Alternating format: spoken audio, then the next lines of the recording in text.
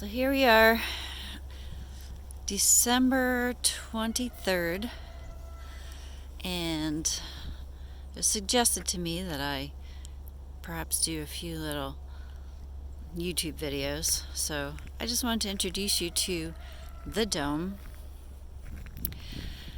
This is a Growing Spaces geodesic dome kit, 22 foot, that we purchased this summer and constructed ourselves with the help of some family and friends. Also put up a nice shed this year with, so you can see some solar panels. There's a solar panel powering a battery that we can use in the shed to trickle charge the mower, snow blower, stuff like that, and a solar powered light. The dome itself has solar to power the water pump, solar to power a fan, and solar power to power a under soil geothermal tube system. So let's go inside. It's about 32 degrees out today with the sun, a little bit of a breeze. Inside the dome we have fans, and it is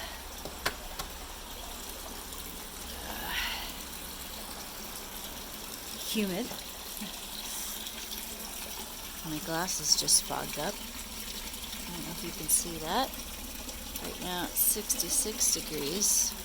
We do have two heaters. They're set at 65. So as the sun continues to shine on the dome today, it should hit about 70 something today in here. I'll just give you a little brief overview today. I am growing just about anything you can imagine in here, including tomatoes, and I have some beans growing. I chose plants that don't need pollination, because obviously in the winter you're not going to have bees flying in and out, although they do find their way through when the vents are open. The dome has some vents in the top that are self-opening. They have pistons that are controlled with beeswax, so as the temperature heats up, the beeswax expands and opens the vents. There's two vents on the sides as well.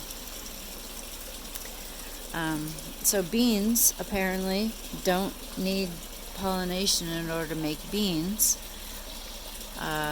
They probably don't have very large seeds inside, but as you can see, there's a pretty nice sized bean there. These are yellow beans. You know, I just did a trial run this year. Didn't plant too many beans. Get a handful at a time. Any greens that you can imagine, like herbs and spinach, kale, chard, cabbage, broccoli, anything like that, you can grow without pollination. I do have some pepper plants that I brought in from outside. These are my Cherry Pita hot peppers. They still have hot peppers on from just the season. They seem to be maintaining those there, and I just take them as I need them. Some basil, Tulsi basil. I've got a fig tree, an avocado tree, a lemon tree, another citrus plant over there. So you name it, you can pretty much put it in here. I've got flowering plants. Geraniums love this dome. The humidity and the temperature. Impatiens seem to really love it. They're happy. And we've got a 900-gallon tank here that is a heat sink, acts as a heat sink, acts as a provider of humidity for the plants. And you can have aquatic pets. I've got some goldfish and some bluegill in here. and all sorts of water plants going on in here. Hopefully they will continue to do well. Fighting fungus gnats and fighting spider mites at the moment, but they're doing alright. So tomatoes, more beans, herbs, ginger, carrots. Everything so far seems to be doing well, and I did choose to heat the greenhouse to maintain the tropicals, so the lemon tree and the avocado. But you don't have to. You don't have to heat it. You can sort of keep the temperatures low and see how they do. A lot of the plants may die back, and the greens probably do okay in the cool temperatures, but right now we're keeping it about 30 to 40 degrees above outside temps. You can see here the undersoil geothermal tubes here. There's a fan over there that pulls air through the tubes to help circulate air, and circulating air is very important in a greenhouse so that things don't get moldy, as well as do sort of a heat exchange. And we've got a couple here on the inner beds that I've got a couple of fans hooked up that are blowing air through under the beds, and it comes out on the other side over there to also exchange the heat. And there's one over here that goes around inside that bed and back out here. We've got a fan mounted up there and a fan right here. It's all circulating air. It's doing a super job. Just turn this around. I like to move this fan around so that, you know, plants actually do well having some breeze blown on them.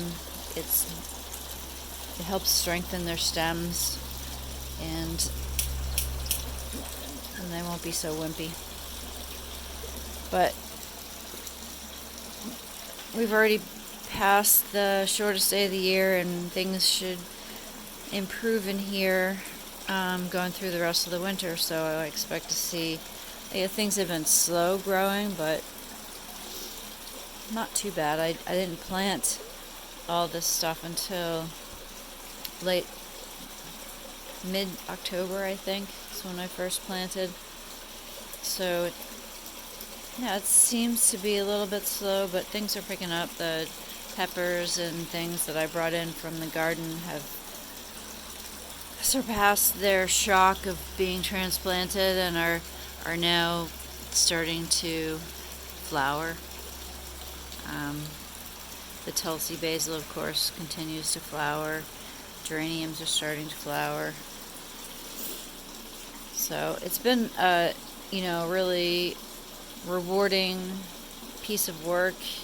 Everything you see, we constructed ourselves, 2 of us mostly. All the raised beds in here we built ourselves. Rick Noon is my partner in crime here.